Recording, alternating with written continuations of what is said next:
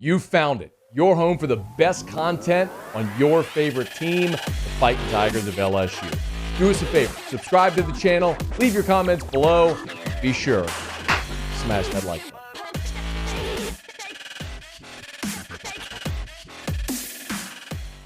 Ed Ogeron on this morning, on Wednesday morning, was on the SEC coaches teleconference.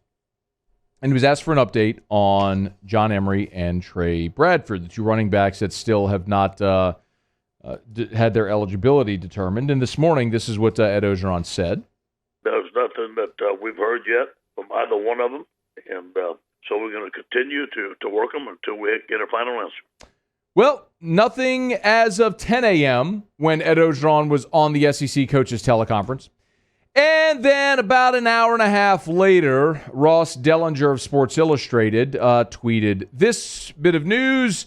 The NCAA denied LSU running back John Emery's latest appeal to overturn his academic ineligibility. Emery's attorney plans to pursue other options, source says. For now, he remains ineligible this season.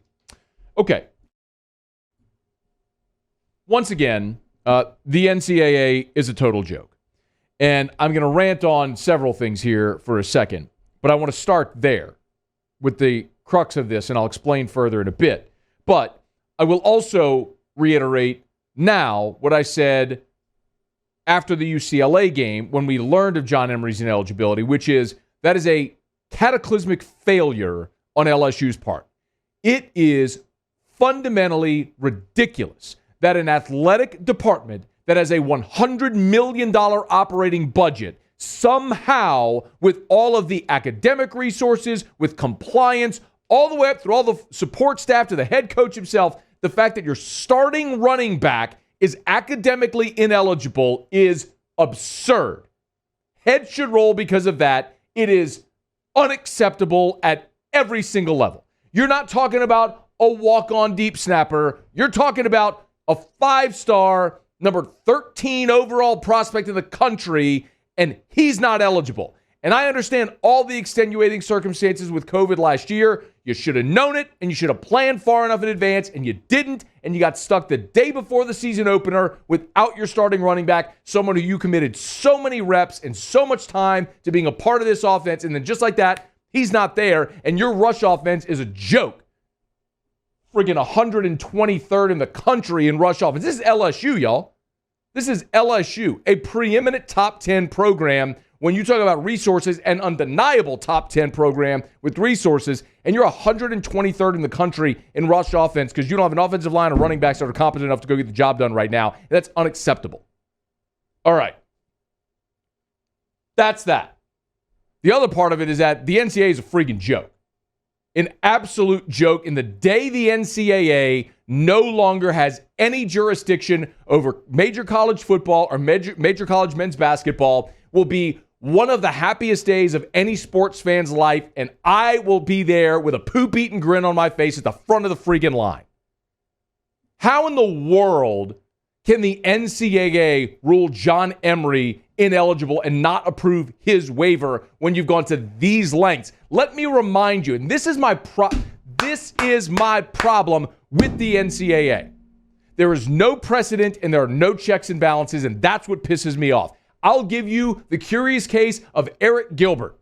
Comes to LSU, he's here in the fall, he's playing football, and boom, he opts out in December. He's no longer enrolled at school at LSU. He wasn't enrolled anywhere in the spring semester, commits to Florida, never signs there, enrolls at Georgia, and got a waiver to be eligible. Now, he's not playing, but that's not because the NCAA told him he couldn't. They told him he could. But Arik Gilbert gets a waiver. John Emery doesn't, with all of the craziness of last year's COVID season. Absolutely absurd. And the fact that you actually have scenarios unfold like in 2013 when Zach Mettenberger was taking one online course in the fall of 2013. He was already an undergrad. He had graduated. He got his undergrad degree. He was in grad school, and he had one. They had basically manipulated all the classes to where he had one online class that fall. So you mean to tell me a guy can have one online class and be eligible, but John Emery, who through the wackiness of a COVID year ends up one class short of being full-time, and you can't get the waiver for that guy, even though he's been in good academic standing otherwise? It's ridiculous. There is no standard. There is no precedent. There is a double standard for everyone within the NCAA. They make up their own rules however, whenever, wherever they want, and it is awful. It is an awful organization. Burn it to the ground. You want to go run Division III cross-country championships? Mazel tov, brother. Knock yourself out. You want to hand out your little wooden trophy for the Division II track and field championship? Awesome. Congrats. Put up your little banner and go run cross-country championships or lacrosse in Division III. I don't care what you do, but stay away from the sports that matter, that make money, that have massive consequence on cities, on economies, on universities as a whole, on their enrollment, on kids' futures. The NCAA is a sham. They are awful. They need to kick rocks and get away from all of our lives. Burn it to the ground. Get rid of it forever. Sick of it. There's absolutely no standard, and there is no checks and balances within the NCAA. They are judge, jury, and executioner. They do whatever they want, consequence-free.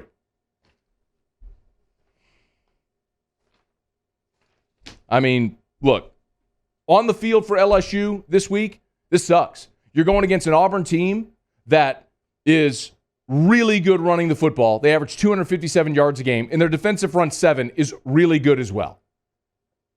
So Auburn's 25th in the country in rush defense, and you are 123rd in rush offense. I'm not saying John Emery's the cure-all, but would it help having that caliber of a back this week? Absolutely it would. A guy that can shake free, make you miss, maybe bust a big one, turn a 5-yard gain into a 50-yard gain? Yeah. In a game that might be close, of course I'd love to have John Emery eligible. Right now, Corey Kiner is your best option. Corey Kiner is averaging 2 yards per carry more than Ty Davis-Price on 13 fewer attempts. Ty Davis-Price, 40 carries for 123. Kiner, 27 for 144. Neither's been spectacular, but Kiner's been better, and you better ride him this weekend because you got to find some kind of a running game against this Auburn team. It's going to be without John Emery because the NCAA sucks. Hey, thanks so much for watching. Please leave your comments. I love to interact. And be sure to hit the red subscribe button below.